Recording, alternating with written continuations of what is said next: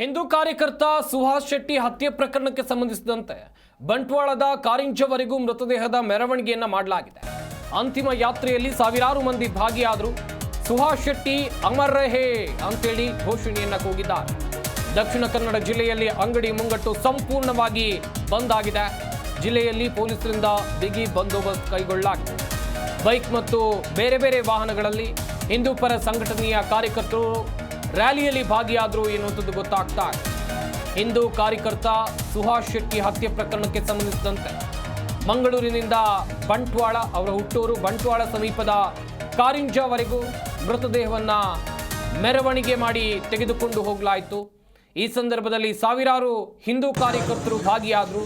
ಅಮರ್ ರಹೇ ಎನ್ನುವಂಥದ್ದಾಗಿ ಘೋಷಣೆಯನ್ನು ಕೂಗಿದ್ದಾರೆ ಎನ್ನುವಂಥದ್ದು ಗೊತ್ತಾಗ್ತಾ ಇದೆ. ಇತ್ತ ದಕ್ಷಿಣ ಕನ್ನಡ ಜಿಲ್ಲೆಯಲ್ಲಿ ಅಂಗಡಿ ಮುಂಗಟ್ಟುಗಳು ಬಂದಾಗಿವೆ. ವಾಹನ ಸಂಚಾರ ಇಲ್ಲ. ಒಂದು ಜಿಲ್ಲೆಯಿಂದ ಇನ್ನೊಂದು ಜಿಲ್ಲೆಗೆ ಬಸ್ಗಳ ಓಡಾಟ ದಿನನಿತ್ಯ ಏನಾಗ್ತಾ ಇತ್ತು, ವಾಹನಗಳ ಓಡಾಟ ದಿನನಿತ್ಯ ಏನಾಗ್ತಾ ಇತ್ತು, ಇದು ಕೂಡ ನಿಂತಿದೆ ಎನ್ನುವಂಥದ್ದು ಗೊತ್ತಾಗ್ತಾ ಇದೆ. ಸಂಪೂರ್ಣವಾಗಿ ಅಂಗಡಿ ಮುಂಗಟ್ಟುಗಳನ್ನು ಕ್ಲೋಸ್ ಮಾಡಲಾಗಿದೆ. ಇವತ್ತು ಬೆಳಿಗ್ಗೆ ವಿಶ್ವ ಹಿಂದೂ ಪರಿಷತ್ನವರು ಬಂದ್ಗೆ ಕರೆ ಕೊಟ್ಟಿದ್ರು, ಮಂಗಳೂರು ಬಂದ್ಗೆ ಕರೆ ಕೊಟ್ಟಿದ್ರು. ಆದರೆ ದಕ್ಷಿಣ ಕನ್ನಡ ಜಿಲ್ಲೆಯ ಹಲವು ಕಡೆಗಳಲ್ಲಿ ಇವತ್ತು ಬಂದ್ಗೆ ಬೆಂಬಲ ವ್ಯಕ್ತವಾಗಿದೆ. ಜನರು ಸ್ವಯಂ ಪ್ರೇರಿತವಾಗಿ ಅಂಗಡಿ ಮುಂಗಟ್ಟುಗಳನ್ನು ಮುಚ್ಚಿದ್ದಾರೆ ಎನ್ನುವಂಥದ್ದು ಗೊತ್ತಾಗ್ತಾ ಇದೆ. ದಕ್ಷಿಣ ಕನ್ನಡ ಜಿಲ್ಲೆಯ ಸಾಕಷ್ಟು ತಾಲೂಕುಗಳು ಇವತ್ತು ಸ್ತಬ್ಧವಾಗಿವೆ.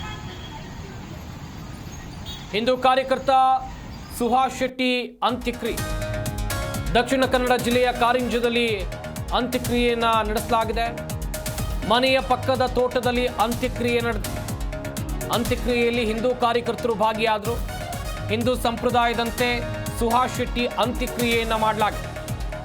ದಕ್ಷಿಣ ಕನ್ನಡ ಜಿಲ್ಲೆಯ ಬಂಟ್ವಾಳ ಸಮೀಪ ಇರುವಂಥ ಕಾರಿಂಜದಲ್ಲಿ ಅವರ ಅಂತ್ಯಕ್ರಿಯೆಯನ್ನು ಮಾಡಲಾಗಿದೆ ಎನ್ನುವಂಥದ್ದು ಗೊತ್ತಾಗ್ತಾ ಇದೆ. ಅವರ ಮನೆಯ ಪಕ್ಕದಲ್ಲೇ, ಸುಹಾಸ್ ಮನೆಯ ಪಕ್ಕದಲ್ಲೇ ತೋಟ ಇತ್ತು. ಇಲ್ಲಿ ಅಂತ್ಯಕ್ರಿಯೆಯನ್ನು ನೆರವೇರಿಸಲಾಗಿದೆ. ಕುಟುಂಬಸ್ಥರ ಆಕ್ರಂದನ ಮುಗಿಲು ಮುಟ್ಟಿತ್ತು.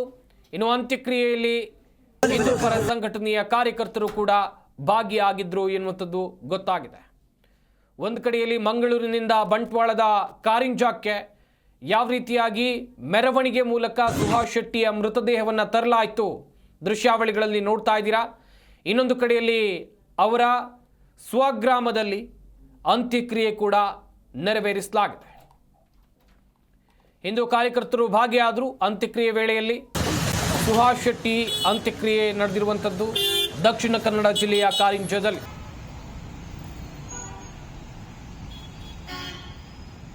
ಒಂದು ಕಡೆಯಲ್ಲಿ ಕೊಲೆ ಆರೋಪಿಗಳ ಪತ್ತೆಗೆ ಈಗಾಗಲೇ ಮಂಗಳೂರು ಪೊಲೀಸರು ಆರೋಪಿಗಳನ್ನು ಕೆಡ್ಡಾಕಿ ಕೆಡೋಕೆ ಎಲ್ಲ ರೀತಿಯ ತಂತ್ರ ಪ್ರತಿತಂತ್ರಗಳನ್ನು ಮಾಡಿಕೊಂಡಿದ್ದಾರೆ.